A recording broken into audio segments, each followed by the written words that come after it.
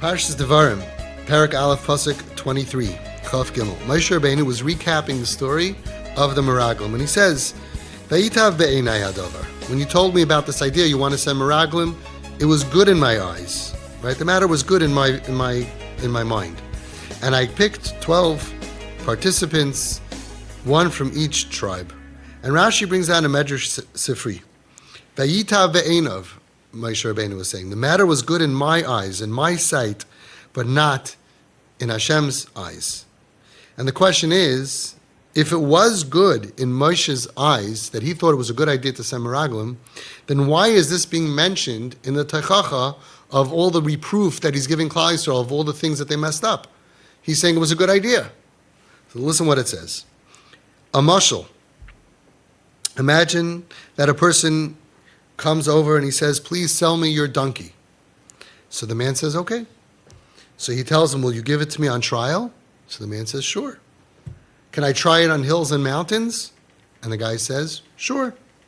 When he sees that he put no obstacles in his way, then the would-be purchaser says to himself, "This man is quite confident that I should not find any defect in it." And at once he says to him, "Take your money, I don't need to put it on trial." Here too, Moshe Rabbeinu understood human psychology, says the Medrash. He knew that the more that he would argue with them, the more they would fight that they need to go. So therefore, he had a plan. Let me show you, Jewish people, I'm okay with it. And then perhaps they'll give up on the idea. Listen to the words of the Medrash. Af ani hodeisi l'divrechem. I too consented to your words. Why? Shema tachzeru bachem keshetiru she'eni ma'akev. Maybe when you see that I am not being ma'akev you, I'm not fighting with you, maybe you will change your mind. This is a TP tactic that we use all the time. Everybody's shaking their heads. If you're not in TP, so you have this anxiety and you're fighting your kid, you don't even realize what would happen. You think, oh, if I don't fight, for sure they're going to do it. You guys all know. Right? If you're ma'akev them, they fight, they're stuck, they have to do it, they're fighting for their freedom.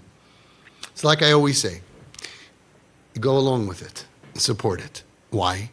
95% of the time it doesn't happen anyway. So you ended up fighting and arguing 100 times a year about 95 things weren't going to happen anyway. So it's a relationship killer. They feel unsupported, misunderstood about, oh no, you can't, all that advice and everything, instead of saying, sure honey, great idea, because it doesn't happen anyway. And the 5 that were going to happen anyway. So for the sake of their long-term recovery, let them do it with your blessing. Here also, Moshe Rabbeinu's plan failed. He thought that, I'm going to show you I'm not against you, and you're not going to do it. And he says, no, you did it anyway, and that's why it's in the reproofs, because I never really wanted you to do it. I just didn't want to fight you because I thought you were going to push me more. So you're going to say, so what's the proof? The answer is even Moshe Rabbeinu understood.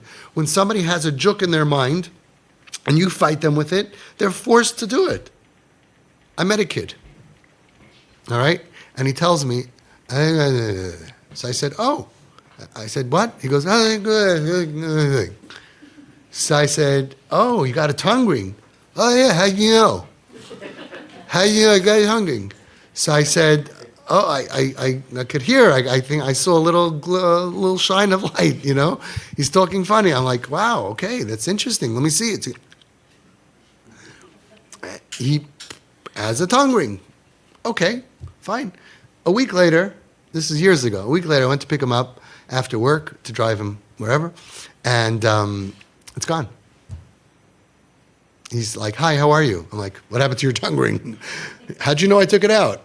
I could understand you. I didn't say that, but and it's gone. I said, oh, what happened to your tongue ring? He said, for the longest time, I had this thing in my head. I need to get a piercing. I need to get a tongue ring. I had this thing in my head. I'm thinking, thank God I don't have that in my head, because that's very uncomfortable.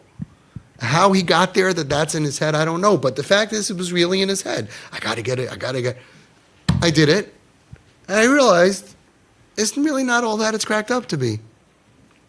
And that's the same thing with a lot of the stuff that our kids go through. And piercings go in, piercings go out. Of course, tattoos is permanent. I've spoken about that in the past. But human psychology doesn't change. If you're against them, especially kips in pain, you take off the respirator, that they feel understood, and their reactance, look it up on Wikipedia. You guys know it from the training and from the manual. Reactance is real. And then they're stuck with that boy or girl, that friend that you don't want them to be. They're stuck because I got to fight for my freedom. They're a freedom fighter. Like the famous saying, tell me not to do something and I'll do it twice and take pictures. Because they don't know where they want to go, but they know if you're against it, I'm going to show you. At least I'll have my identity. At least I'll have my freedom, because under your regime, my life ended up where I want to die and I hate my life. So I don't know what I want to do, but if you think I should go that way, I'm going that way. At least I'll have me. At least I'll have me. I'd rather die free than live trapped. That's what they say. That's what they say. And we have so many stories, not for now. But this is very interesting, that Moshe Rabbeinu sees that they want to do something, and he says to himself, I could say, no.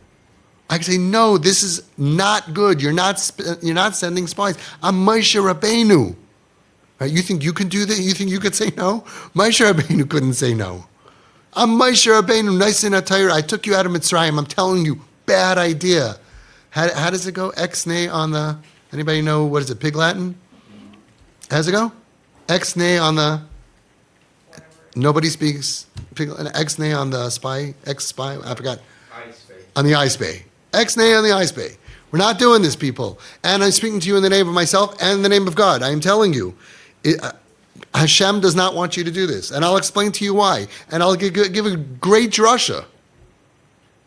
And I'm Moshe Rabbeinu. Besides for nice and a Torah, I saved your whole life.